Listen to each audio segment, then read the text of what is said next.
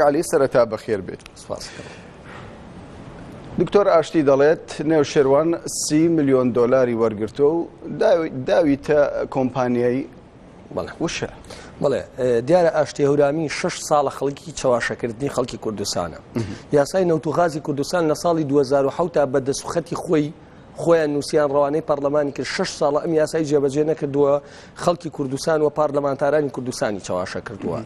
6 ساڵە داهاتی نەوت دەسی بە خەڵکەکە و ئاشکرای نەکردووە. بەڵام ئەو 30 ملیۆن دۆلار ئەچمە سەرەوە. بۆ نمونە 190 ملیۆن بەرمیل نەوت لە کوردستانە دەرهاتوە 56 لە ڕێگەی بۆری نەوتی عێراقیوە چوەتە دەرەوە 134 ملیۆنی دیار نییە بە سعری بازار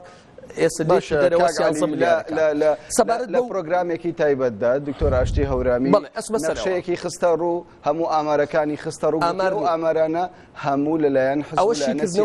ئەوە شیکردنەوەی گرێبەستە نەوتیەکان بوو ئامار نییە من پێ دەڵێم ئەمە ڕقەمە 190 ملیۆن بەرمیل نەوت بەرهەماتووە لە کوردستانە 56 لە ڕێگەی بۆری نەوتی عێراقیوە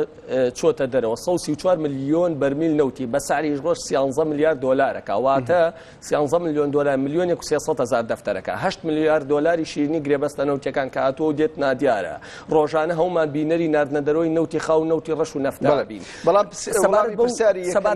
سەبارەت بەو 30 ملیۆن دۆلارە یەکێتی و پارتی ئەوەنە ئەمین نین کە شتێکی وایان لا بێ بێمنەتین گوتی نێوشێروان مستەفا خۆی باسی کرد بێمنەتی نەخێر کاک نەوشێروان لەکوێ باسی کردووە یەک وەسڵی ئەمە هەبێت خۆ 30 ملیۆن دۆلار بە هەوەنتە ئەبێ بەوەسڵ باشە دەچینە سەر شتێکی دیکە یعنی ببوورە بە یان شتەکان بۆ زیاتر شتەکان بۆ بینەر ڕوون بیتر یانی ئێمە مەبەستمانە ڕاستیەکان بخەین ڕوو کەناڵی KNN لۆگۆی ڕوودا و دەخاتە ڕوو دەڵێتن ینی ڕوودا و لەلایەن نێچیروان بارزانیەوە بەڕێوە دەبردرێتن ئێوە ینی بە پارەی نەوت و ینی کۆمەڵی قسەی بر لەم شێوەیە دەکرێت کەچی هیچ بەڵگەیەکتان ئێوە خستۆتە ڕوو لەم بارەیەوە بەڵێ برادرانی خۆشتان کەستان نکۆڵیتان لەوە نەکردووە کە کاک نێچیروان بەرزانی کە ئەو زەمان سەرۆکی حکومەتە و جێگری سەرۆکی پارتیە پشتیوانی بەڵام وەکو حکومەت پشتیوانی بزوتنەوەی پشتیوانی ینی کەرتی تایبەت ینی هەمومان دەزانی ڕوودا ئەگەر ئەوە شڕونکەمەوە پشتیوانی ڕووداوە کە کەستان نکۆڵی لەوە ناکەن ئایا پرسیارەکە ڕەنگە ئەمە بێت ئایا سەرۆکی حکومەت جگە لە کاروباری حکومڕانی کاروباری تریشەکات ئەگەر کاروباری تریشەکات نابێ بیکات ئەگەر نایکات کەواتە ئەم پارەی ترەی لەکوێ بوو ئەمە سەبارەت نکۆڵی کردن لە دەستگایەکی ڕاگەاندنی سەربەخۆ پێم وایە ئەرکی سەرۆکی حکوومەتە پشتگیری لە هەموو کەناڵێکی لەم شێوە بکە پرسیارەکە لێرەدا ئەوەیە ئێوە هیچ بەڵگەیەکتان هەبوو کە کەناڵی ڕوودا و لەلایەن ینی بە پارەی نەوت بەڕێوە دەچێتن کە سەریکە من وەکو خۆم ئەمەی کە وتومە و ئەیڵێم و برادرانی خۆشتان و تویانە کە بەشێکیان دۆستی ئێمن و هاوڕێ ئێمن ڕوودا و لەلایەن کاک نێچیروان بەرزانیەوە کە سەرۆکی حکومەتە هاوزەمان دامەکرێت کەواتە لەلایەن حکومەت بەڕێوە ناچێتن بەڵام پرسیارەکەوەیە ئایا کاک نێچیروان بەرزانی پارەکەی لەکوێ بوو ئەگەر پارەی حکومەتە بۆ ئەیدا بە ڕوودا و مەسەن بۆ نایدا بە نالیا بۆ نایدا بە ئاوێنە بە هاوڵاتی ئەگەر پارەی تایبەتی خۆیەتی کاک نێچیروان پارەی لەکوێ بوو ئەمە سەبات بۆ پرسە بەڵام پرسەکەی تر ئەوە نیە کاک عەلی ینی ڕوودا و تەحەدای ئەوە دەکاتن کە پارەی حکومەت نەدراوە بە ڕوودا من پێم وابێت من ڕوونم کردەوە ینی پارەی ئێوە بەچی تەحەدا دەکەن کە قسەکەی ئاشتی هەورامی ئەسڵ و ئەساسی نییە کاک نەوشیروان وە خودی گۆڕان بە هیچ شێوەیە گرێبەستێک نییە ئێمە واژومان کرد دارایی نەوت لای گۆڕانیە دوو هەموو ئەم پارانەی کە درا بە گۆڕان ئەگەر درابێت ئەبێ بە وەسڵ درابێت وانە 30 ملیۆن دۆلار بەبێ وەسڵ نادێت فەرمونون یەک وەسڵمان بۆ نمونە ئێمە فەزیحەی DNOی کاکاشتی هەورامی کە دەڵاڵی کردبوو پارێکی زۆری تیابەت دەستکەوت بە بەڵگەوە سەلمان بەڵام ئەوەت لەبیر نەچێت ینی هەمومان دەزانین کاک نێوشیروان چەند جارێک باسی لەوە کردووە کە پارەی لە مام جەلال وەرگرت ئێمە ئەوەی کە هەیە سەبارەت بە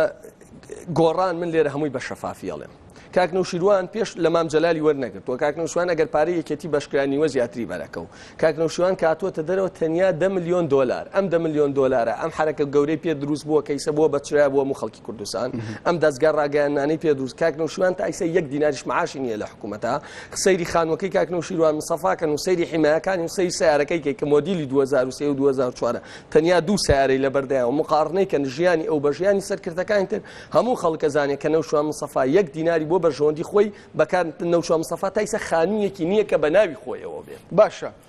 ئێوە وەکو بزوتنەوەی گۆڕان بۆچی دانانێن بە سیاسەتی ینی پێترۆلی هەرێمی کوردستان بوارینەوە لە هەرێمی کوردستان کە ینی وەکو بینیمان ینی وەزیری سامانە سروشتەکان باسی لەوە کرد کە ینی خەڵکی کوردستانیش بەشداری لەو سەر ئێمە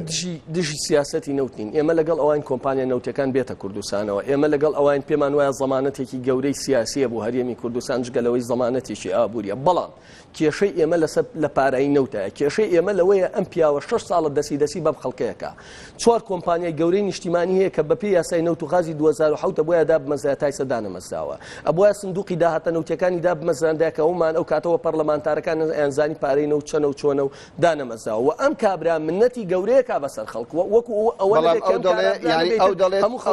ئەو دەڵێ داهاتی کۆمپانیاکان ینی لە سەتا ینی بۆ کۆمپانیاکان وەکەچی گرێبەست کراوە لە ئیدارەی سلێمانی لەسەر دەستی بەڕێز نێوشیروان مستەفا ینی نزیکەی 150 حکومی نەبووە تا گرێبەست لەژێر سەرپەرشتی ئەو نەکاکنوشوان هیچ کاتێ سەرۆکی حکومەت نەبووە وەزیر نەبووە تاوەکو گرێبەست واشوکە دوو ئێمە ڕوونکردنەوەی تەواومانداوە خۆمان چ لە بەرنامەی خۆمان کە گرێبەستەکان چۆن و چەندێکن و حکومەت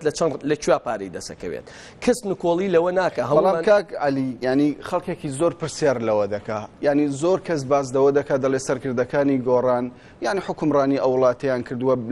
ینی بەشێکی ینی لە خراپە و لە باشە بەشدار بوون ئێوە بۆ نکۆڵی دەکەن وەک بڵێ ئێوە لە شوێنێکی دیکە مەسەلەن بۆ نمونە سەرکردەکانی گۆڕان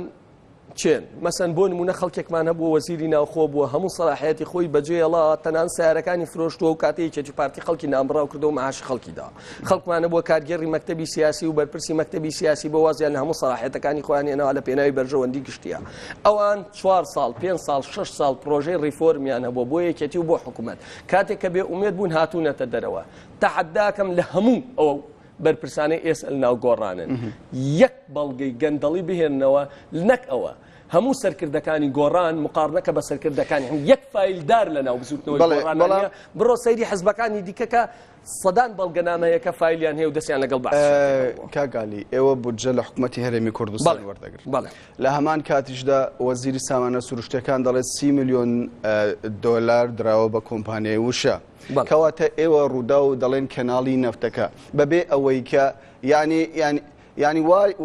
بە شێوەک لە شێوەکان خەڵک باز دەوە دەکات دەڵێ کەناڵی نەفتەکە ینی مەبەست لێدەدا ئەوەیە بەڵگەکە چۆنە ینی چۆن سەبارەت بۆی کە ئێمە پارە لە حکومەت وەرەگرین تەبانەوەی کە ئەدرێ بە حکومەت بە هەموو خەزبەکان بە شێوەیەکی عەفەوی ناقانونیە ئێمە مانگانە 9 میلیۆن دۆلار وەرەگرین یەکێتی و پارتی مانگانە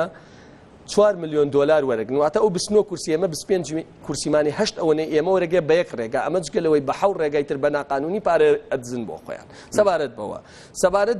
بەوەی تر ئەو 30 میلیۆن دۆلارە من تەحەداکەم ئەوە سەرۆکی حکومەتیش خۆی وتی یەک نەکسی دۆلار 30 میلیۆن دۆلار 30 دۆلار 30 سنت ئێمە ئەگەر پارەی نەوتمان وەرگرتا ئەبووینە شەریک لە حکومەتە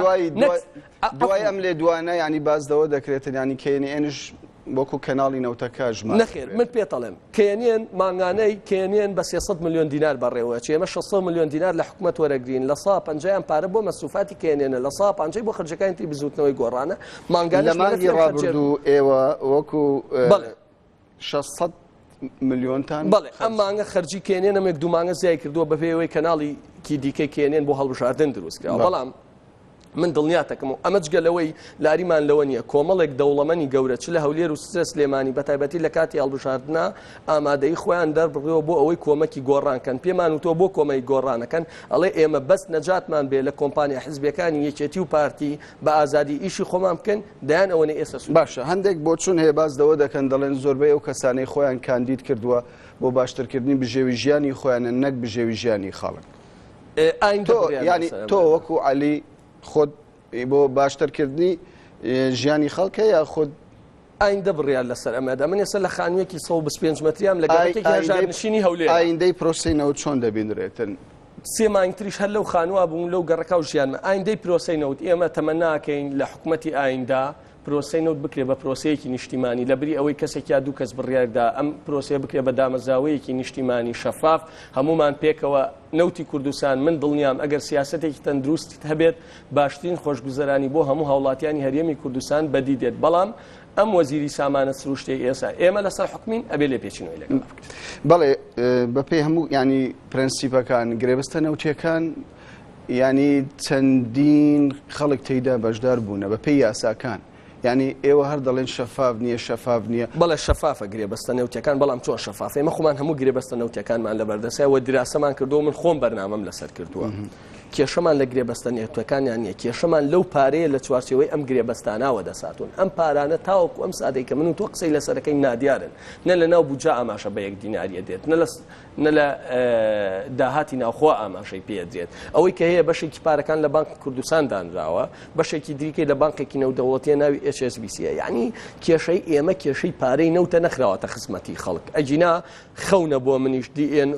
DNO لە کوردستانە ئەکسۆن مۆبیل لە کوردستانە شیڤرۆن لە کوردستانە تۆتاڵ لە کوردستانە ئەمانە زەمانەتی گەورەن بەڵام ئەگەر ئەوە بخرێتە ڕووەکو دەزانین یعنی عێراق لە 1970 دەبا 1970 بە تەواوەتی نادە ئێوە وەکو بزوتنەوەی گۆڕان ڕازین لەوەی کە سامانی ئەو وڵاتە بچێتە کاکە گیان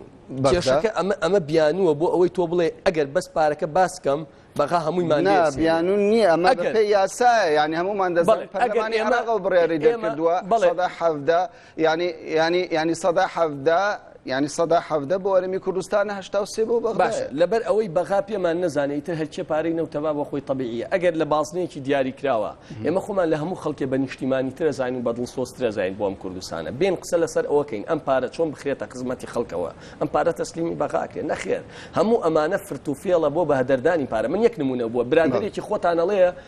ئەڵێ 500 میلیۆن دلار پارەی نەوت کاکرێبوار دراوە بە یەکێتی بەڵام پارەی نەوت هیچ چێت بەڵام بە هەمان شێوەش برادەڵێک دەڵێتن بەڕێز نێوشێروان مستەفا دەڵێ ینی گرێبەستەکانی نەوە سوودی زۆر بۆ خەڵکی هەرێمی کوردستان بۆ بەڵام ئێمە نامانێ ئەوە بخەینە ڕوو ئێمە ئۆپۆزیسیۆنی دەبی ڕەخنە بگرین بەڕێز عەلی حەمەد ساڵح کاندیدی بزوتنەوەی گۆڕان بۆ پەرلەمانی کوردستان زۆر سوپاس